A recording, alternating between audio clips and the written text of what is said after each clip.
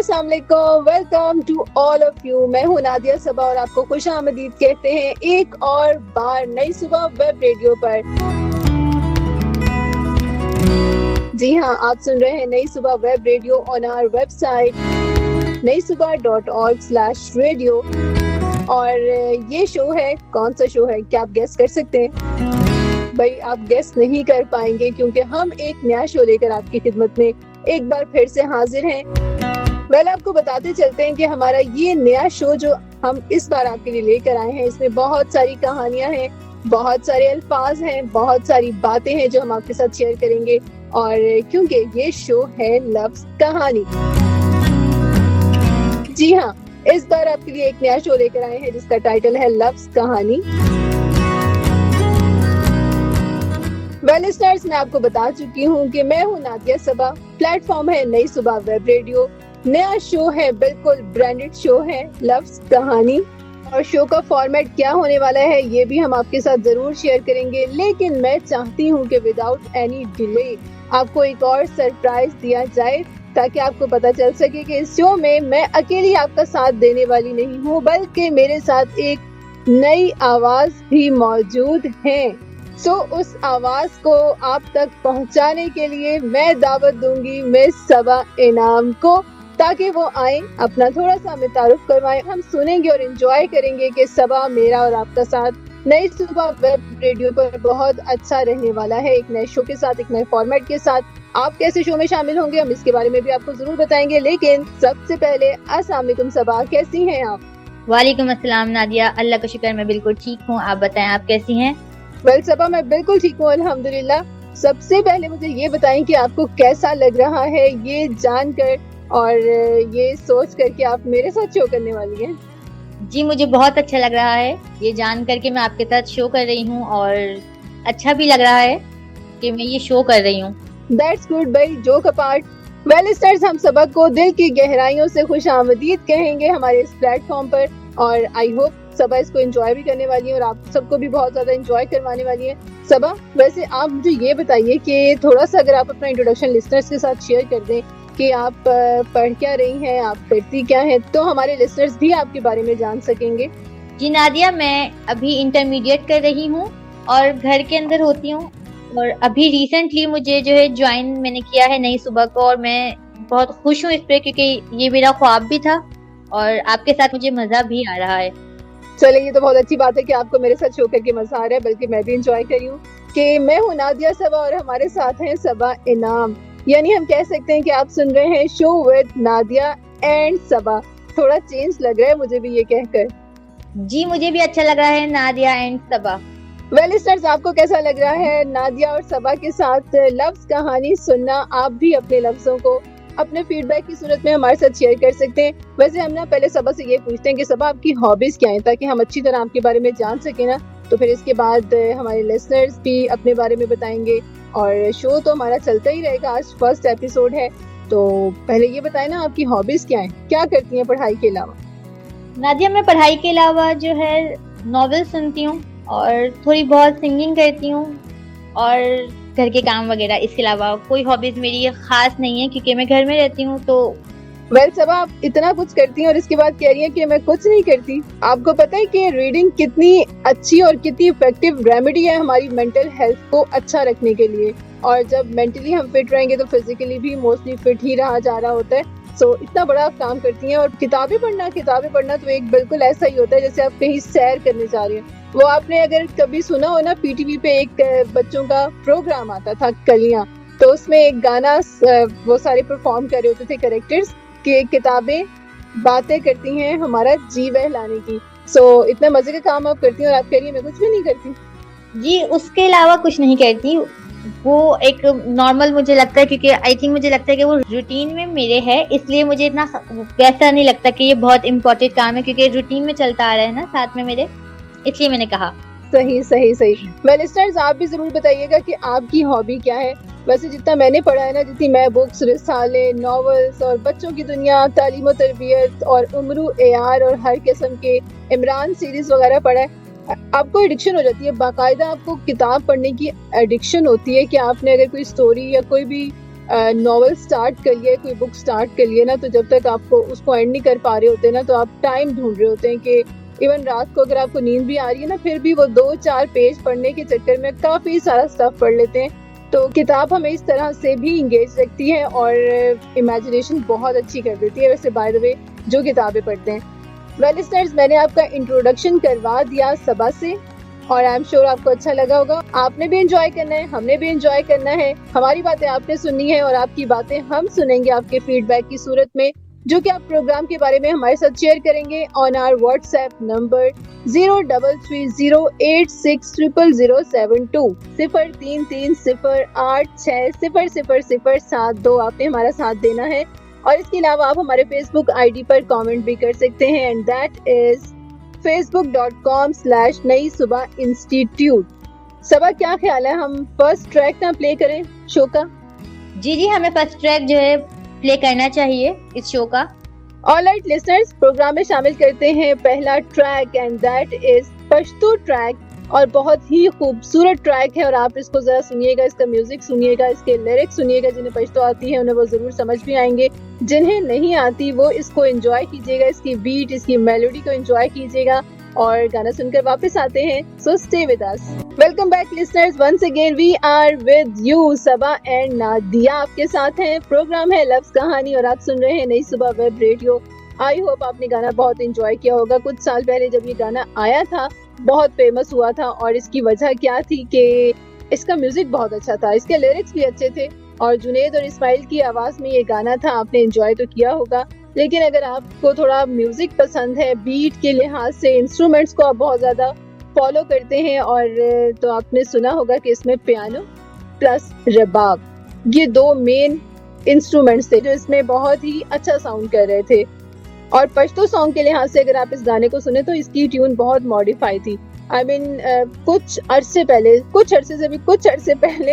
जब Pashto track play किए जा रहे होते थे या हम सुन रहे होते थे तो पता चल जाता था फौरन से कुछ छन छन टाइप की आवाजें आ रही होती थी। उसमें छन छन प्रॉपर नहीं होती थी लेकिन उसका म्यूजिक कुछ ऐसा होता था। लेकिन रबाब उसका एक बहुत इम्पोर्टेंट और मेन इंस्ट्रूमेंट हमेशा से रहा है और इस गाने में जो पियानो प्लस रबाब का कॉम्बो है तो बहुत ही खूबसूरत साउंड कर रहा है। सबा, कैसा लगा आपको?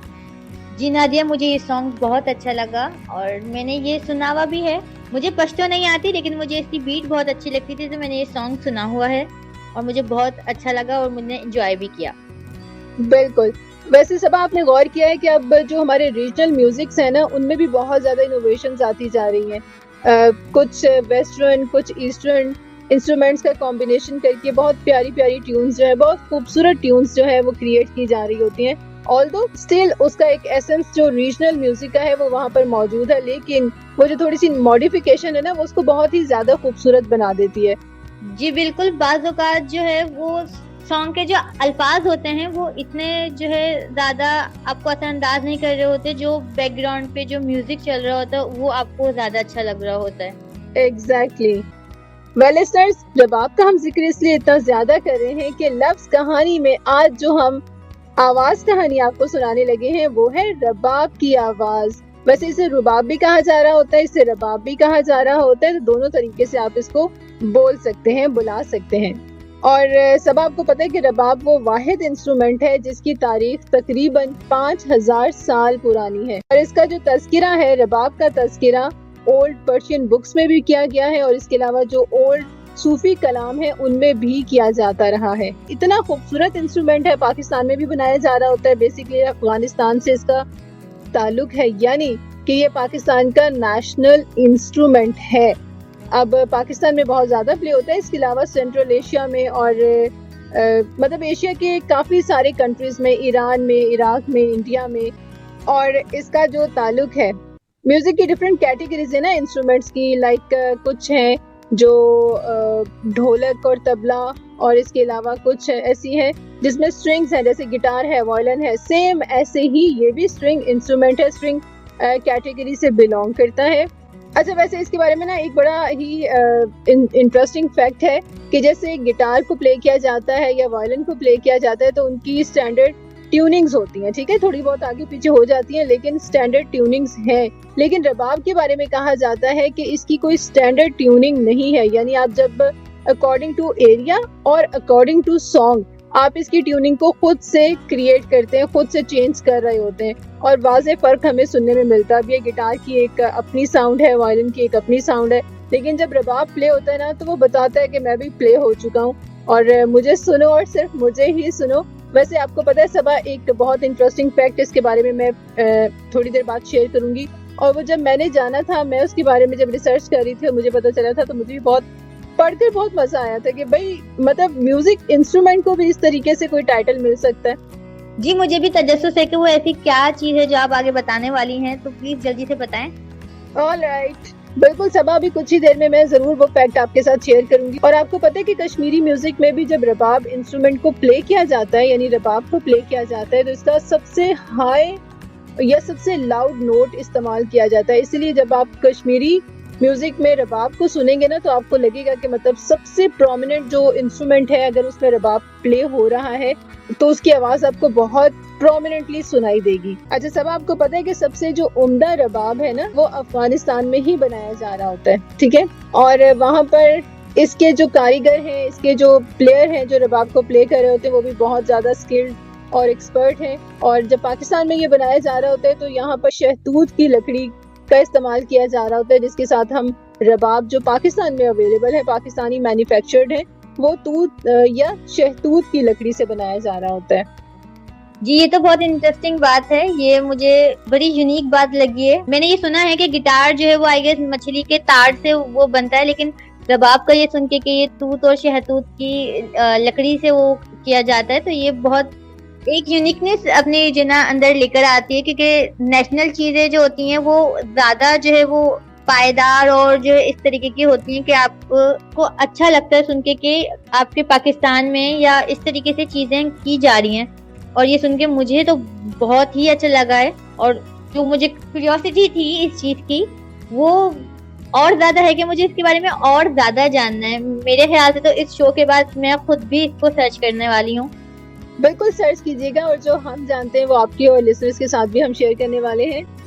वेल लिसनर्स, क्या ख्याल है आपका? इतना रबाब रबाब हो रहा है, थोड़ा सा आपको रबाब प्ले करके ना सुनवाया जाए ताकि आप भी इंजॉय करें, मैं भी इंजॉय करूं, सबा भी इंजॉय करें। सबा सुनना चाहेंगी?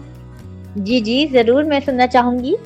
तो बिल्कुल ठीक है, लेकिन उससे पहले आपको ये करना है कि आपको हमारा व्हाट्सएप नंबर शेयर करना है लिसनर्स के साथ, ताकि वो अपना फीडबैक हमारे साथ शेयर कर सकें। जी तो आप हमें व्हाट्सएप पे मैसेज कर सकते हैं 0330860072। बिल्कुल जनाब, 0330860072 हमारा नंबर है, जिस पर आप अपना फीडबैक हमारे साथ शेयर कर सकते हैं, अपने टेक्स्ट मैसेजेस भेज सकते हैं, अपने वॉइस मैसेजेस भेज सकते हैं, अगर आप अपनी आवाज प्रोग्राम में सुनना चाहते हैं। अभी हम आपको सुनवा रहे हैं, सबा को सुनवा रहे हैं, और मैं खुद भी सुन रही हूँ ये खूबसूरत सी रबाब की ट्यून, और इसके बाद प्ले करेंगे साथ ही एक और खूबसूरत सा गाना जिसमें बहुत ही खूबसूरत रबाब प्ले किया गया है और आवाजें भी बहुत खूबसूरत है। उदित नारायण, कुमार सानू और अलका याग्निक की, और सॉन्ग है दिल ने ये कहा है दिल से। सो गाने को एंजॉय कीजिएगा और हमारे साथ रहिएगा और सुनते रहिएगा नई Subah web radio. Welcome back listeners, नई सुबह वेब रेडियो पर आप सुन रहे हैं शो लव्स कहानी सबा और नादिया के साथ। नादिया, वैसे गर्मी कितनी ज्यादा हो गई है ना? बिल्कुल, गर्मी बहुत ज्यादा हो गई है और पता चल रहा है कि दिन लंबे हो गए और रातें छोटी छोटी हो गई हैं। लेकिन गर्मी ने तो आना ही था, सर्दियों ने जाना था, और जितनी हमने सर्दियां एंजॉय की हैं, अब हमें गर्मियां भी उतनी ही एंजॉय करनी चाहिए। भाई हर मौसम का अपना मजा होता है, और सबसे मजे की चीज गर्मियों की है कि आप खुलकर पानी पी सकते हैं, आप बहुत मजे मजे के फ्रूट्स और वेजिटेबल्स एंजॉय कर सकते हैं। जो वेजिटेबल लवर्स हैं उन्हें तो बहुत ही मजा आता होगा, क्योंकि गर्मी में खाना खाने का, गर्मी में नहीं मतलब खुले मौसम में खाना खाने का मजा अपना ही होता है। और खास तौर पर सबा इस मौसम में, मतलब बरसात से पहले पहले जो वाटरमेलन आएगा, मेलन आएगा और खीरे और ये तमाम चीजें इतना मजा देती है ना कि आपको पानी भी नहीं इतना ज्यादा पीना पड़ रहा होता है, तो आप फ्रूट भी साथ एंजॉय कर रहे होते हैं, साथ वाटर कंटेंट भी इतना ज्यादा इनका होता है कि एक्स्ट्रा पानी भी नहीं लेना पड़ रहा होता है। वैसे आपको अच्छा लगता है तरबूज, खरबूजा और खीरा वगैरह इस टाइप की चीजें? जी नादिया, मुझे तरबूज बहुत पसंद है। खरबूजा मैं इतना नहीं खाती, वो जबरदस्ती खिलाते हैं घर वाले, लेकिन तरबूज मैं बहुत शौक से खाती हूँ और फ्रिज में ठंडा करके खाती हूँ। तो वो मुझे और ज्यादा अच्छा लगता है। और आजकल तो उसमें मैं चीनी मिलाकर भी खा रही हूँ, तो वो और ज्यादा मजे का लग रहा है। जबरदस्त। और बहुत ज्यादा लोग तरबूज का शरबत भी पी रहे होते हैं और बहुत ही मजे का होता है। मैंने भी 1-2 साल पहले ही पिया था फर्स्ट टाइम। इससे पहले मेरी अम्मा जान जो है ना, वो तरबूज हमेशा खिलाया करती होती थी। और मुझे याद है कि गर्मियों में हमारी बहुत ज्यादा प्रैक्टिस होती थी कि दोपहर का खाना स्किप किया जाता था। तकरीबन 12 बजे के करीब अम्मी ने तरबूज खिला देना हम सबको, और उसके बाद कह रहा 2-3 घंटे ना खाना खाना है ना पानी पीना। वो हमारी इतनी स्ट्रिक्ट प्रैक्टिस होती थी ना कि हमने बिल्कुल उसके ऊपर पानी नहीं पीना होता था।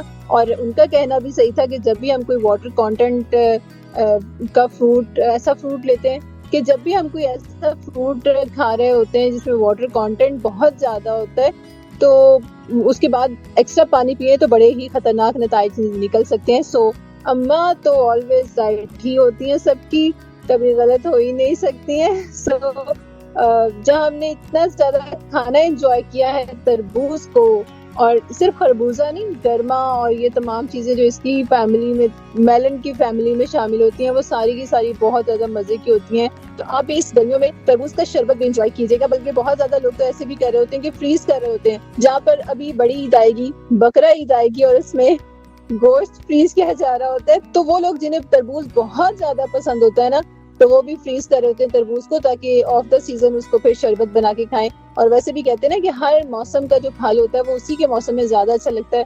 तो जब अभी ये शदीद गर्मी आएगी, बरसात से पहले पहले का मौसम, तो तरबूज आएगा भी बहुत अच्छा, बहुत टेस्टी होगा, मजा भी आएगा खाने का। और जब बरसात आ जाएगी तो फिर तरबूज भी थोड़ा सा आगे पीछे वाला हो जाता है उसका टेस्ट, और फिर आपको उस मौसम में खाने का मजा भी नहीं आ रहा होता, उसमें आम का मजा आता है।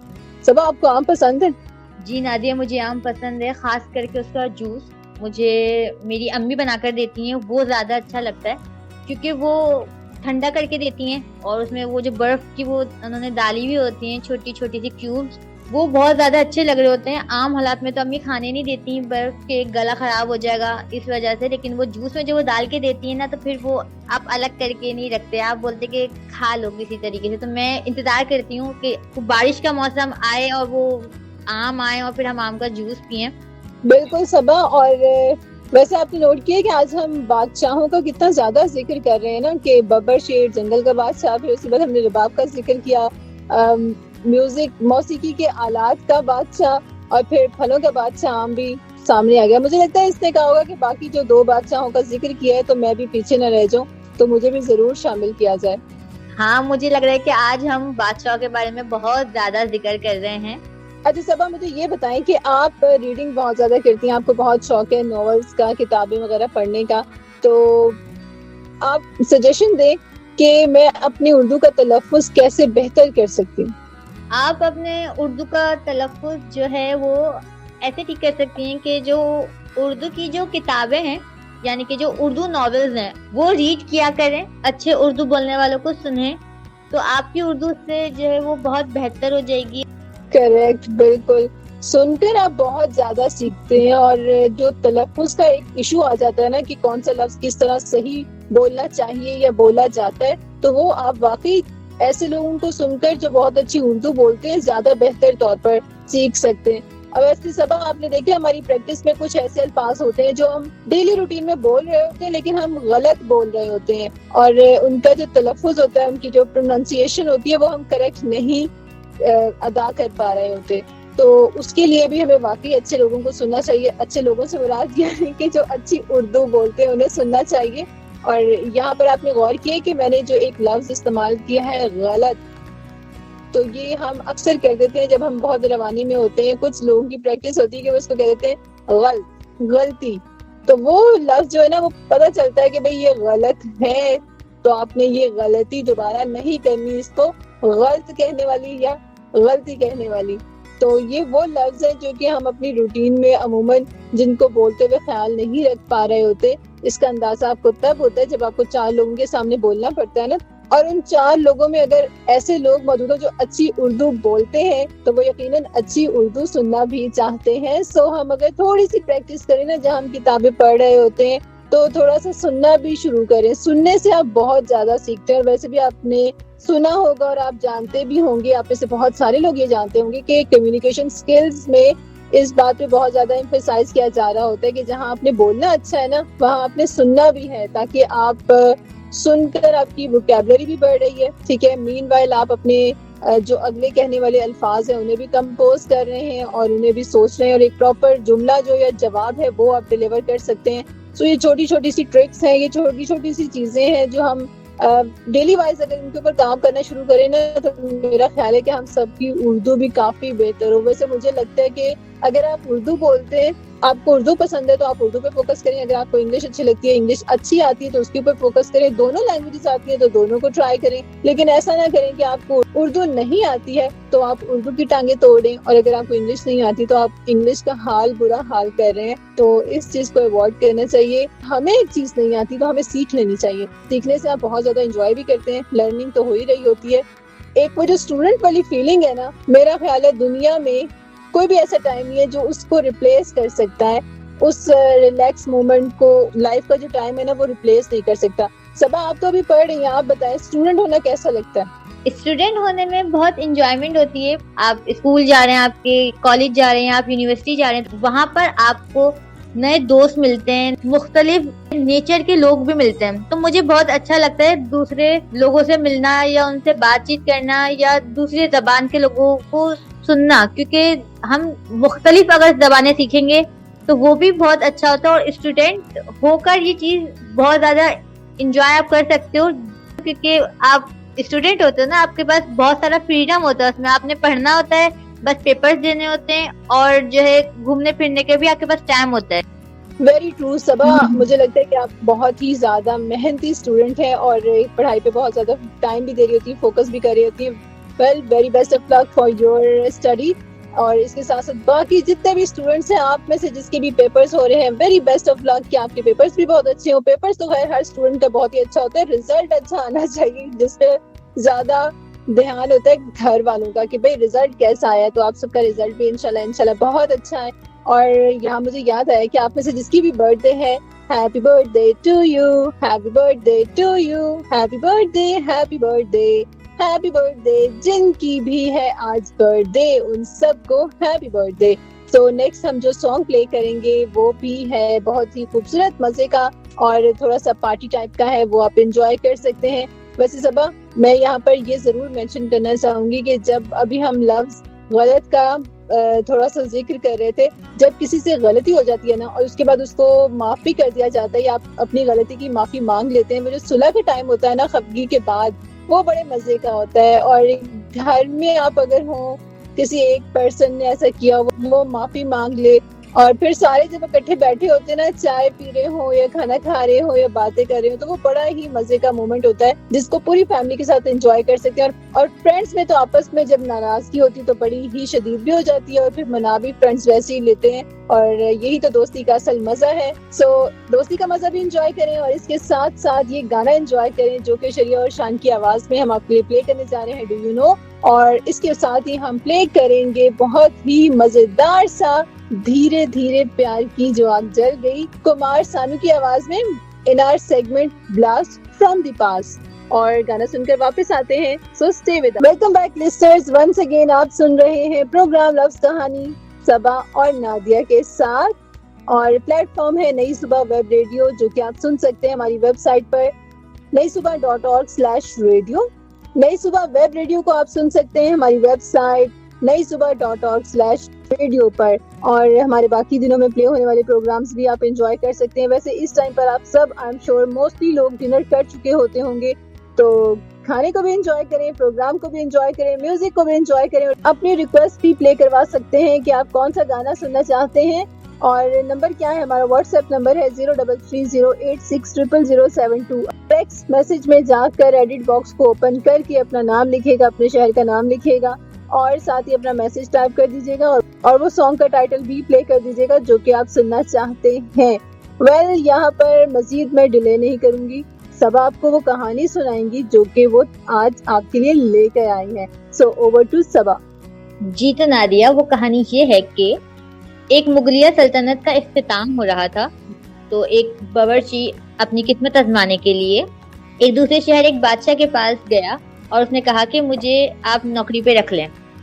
तो बादशाह ने उन्हें आजमाने के लिए यानी कि उनका इम्तिहान लेने के लिए उन्हें कहा कि आप मसूर की दाल बनाकर लेकर आएं।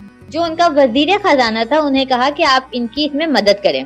वो शाम में जब मसूर की दाल बना के लेकर आया, बादशाह को वो दाल बहुत पसंद आई, मगर फिर बादशाह को यह ख्याल आया कि ये एक शाही बावर्ची है। तो उन्होंने उससे पूछा कि ये कितने की जो है ना आपने दाल बनाई है। तो बावर्ची ने उन्हें बताया 2 पैसे की दाल और 32 रुपए के मसाले डले हैं इस दाल में। तो बादशाह बहुत हैरान हुआ और उसने बोला कि 2 पैसे की दाल में 32 रुपए के मसाले। तो फिर बावर्ची ने एक बहुत मशहूर मुहावरा बोला। तो नादिया, आप जानती हैं वो मुहावरा कौन सा था? सबा, हो सकता है कि मैं ना गेस कर पाती, लेकिन आपने मसूर की दाल का जिक्र किया है तो इस पर तो हम एक ही मुहावरा सबको कहते हैं और वो है ये मुंह और मसूर की दाल। क्या मैं सही कह रही हूँ? जी बिल्कुल नादिया, आप बिल्कुल सही कह रही हैं। बावर्ची ने ये कहा और वो वहां से चला गया, क्योंकि वो एक सल्तनत में शाही बावर्ची रहा है तो उसने कभी ये बात सुनी नहीं थी। तो इस मुहावरे की जो बैक स्टोरी है वो ये है। वेल सबा, आपने भी ना आज बहुत ही मजे की स्टोरी हमारे साथ शेयर की है। और अमूमन हम ये जब मुहावरा इस्तेमाल करते हैं तो हम दूसरे को एक तरीके से लेट डाउन करने के लिए कर रहे होते हैं कि ये मुंह और मसूर की दाल, कि यू डोंट डिजर्व दिस, ठीक है। तो उस लिहाज से वाकई ये स्टोरी पीछे जो आपने सुनाई है इसके बैकग्राउंड पर जो थी, एक्चुअली उसका सुनकर अच्छा लगा, उसका जानकर अच्छा लगा।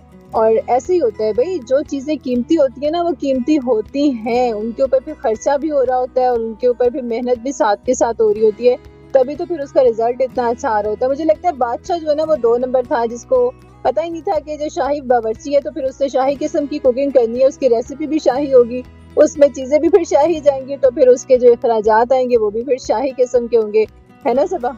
जी बिल्कुल ऐसा ही है। वेल लिसनर्स, आपने भी स्टोरी सुनी। आप भी अगर ऐसा कोई मुहावरा जानते हैं जिसके पीछे एक इंटरेस्टिंग सी स्टोरी भी हो तो हमारे साथ जरूर शेयर कीजिएगा और अपने मैसेजेस भी हमारे साथ शेयर कीजिएगा।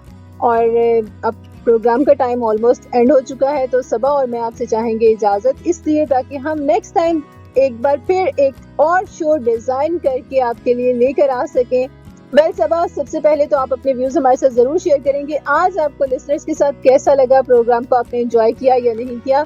जी नादिया, मुझे लिसनर्स के साथ बहुत अच्छा लगा और आपके साथ भी मुझे ये शो करते हुए बहुत अच्छा लगा और मेरे लिए बहुत इंटरेस्टिंग चीजें भी थी, क्योंकि मुझे बहुत इंफॉर्मेशन मिली और मुझे इंटरेस्टिंग चीजें भी पता चली और मुझे दूसरी ये चीज भी पता चली कि हम अगर किसी नई चीज के अंदर अपने आप को इनरोल करते हैं वो हमारी लाइफ के अंदर बहुत अच्छा इम्पैक्ट डालती है। तो मुझे बहुत अच्छा लगा और मैं जरूर वेट करूंगी हमारे नेक्स्ट शो का कि हम कब दोनों एक साथ फिर से बैठेंगे और गपशप लगाएंगे और लिसनर से भी बात करेंगे। सो लिसनर्स, मैं इसी के साथ आपसे इजाजत चाहूंगी और चाहूंगी कि आप मुझे और मेरी फैमिली को और हम एक दूसरे को दुआ में याद रखें। तो मेरी तरफ से अल्लाह हाफिज। वेल लिसनर्स, बिल्कुल ठीक है, हम इंशाल्लाह एक दूसरे को जरूर दुआ में याद रखेंगे और एक दूसरे के लिए दुआ करते रहना चाहिए, क्योंकि जो हम बातें करते हैं, जो हम दुआएं करते हैं वो लौटकर हमारी तरफ आती हैं। सो बोले भी अच्छा अच्छा और दुआएं भी अच्छी अच्छी करें दूसरों के लिए, ताकि वो लौटकर आपकी तरफ आए तो आपको भी अच्छा फील हो, राइट? सो आज का प्रोग्राम आपको कैसा लगा? एक नया शो था, एक नया फॉर्मेट था। हमने कोशिश की कि कुछ इंफॉर्मेशन प्लस इसके साथ साथ कुछ एंटरटेनमेंट आपके साथ शेयर की जाए, ताकि आप एंजॉय भी करें और आपको कुछ ना कुछ सीखने को भी जरूर मिले। आई एम श्योर आप में से बहुत सारे लिसनर्स ऐसे होंगे जिन्हें ये तमाम चीजें पहले से मालूम होंगी, लेकिन कोई ना कोई ऐसा भी जरूर होगा जिसको ये चीजें मालूम नहीं होंगी या जानकर दोबारा जानकर भी खुशी हुई होगी। सो आप अपना फीडबैक हमारे साथ शेयर कीजिएगा हमारे व्हाट्सएप नंबर 0330860072 पर। इसके अलावा हमारा फेसबुक आईडी विच इज facebook.com/नई सुबह इंस्टीट्यूट, इस पर आप कमेंट भी कर सकते हैं। आपके कमेंट्स का, आपके मैसेजेस का रहेगा इंतजार। आपसे मुलाकात होगी नेक्स्ट शो में। जाते जाते मैं आपके लिए प्ले कर रही हूँ ये खूबसूरत सा सॉन्ग आतिफ असलम की आवाज में, and the title of this track is बारिशें। सो गाने को एंजॉय कीजिएगा। आपसे मुलाकात होगी नेक्स्ट शो में। टिल देन अपना रखिएगा ख्याल, अपनी फैमिली का रखिएगा ख्याल और इसके साथ साथ इंतजार कीजिएगा हमारे नेक्स्ट शो का। टिल देन अल्लाह निगहबान।